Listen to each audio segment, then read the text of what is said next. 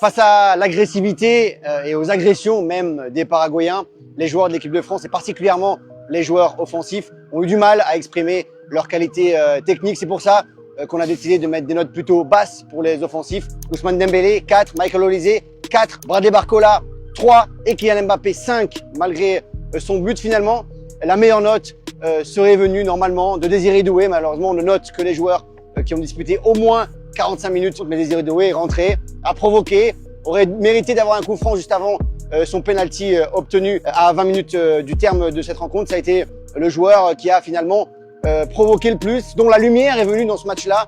C'est lui qui a permis à l'équipe de France d'avoir ce penalty et donc à la fin de remporter ce match-là. Alors oui, Désiré Doué a pu certainement profiter du travail de Bradley Barcola sur le côté gauche, notamment défensivement, qui a aussi usé les défenseurs paraguayens qui ont finalement terminé aussi fatigués ce match-là parce qu'ils ont beaucoup couru en plus de mettre des coups. Donc voilà, meilleure note, on aurait peut-être mis 7 à Désiré Doué si jamais on avait pu le noter. Il y a forcément désormais un débat qui va s'ouvrir pour ce quart de finale face au Maroc jeudi à Boston. Qui de Bradley Barcola ou Désiré Doué va commencer sur le côté gauche? Alors Michael Olise, Ousmane Dembélé ou Kylian Mbappé paraissent intouchables. Bradley Barcola a été très bon contre la Suède, mais Désiré Doué a fait une meilleure entrée. Finalement, les entrants sont meilleurs sur ce début de compétition. Est-ce que le sélectionneur va choisir de faire débuter Désiré Doué face au Maroc? Le jeu paraît plus ouvert quand même de la part des Marocains. Le style sera complètement différent.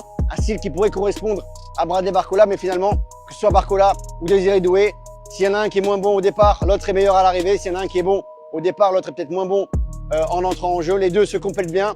Et pour l'instant, les deux joueurs font une Coupe du Monde qu'on peut qualifier de plutôt bonne.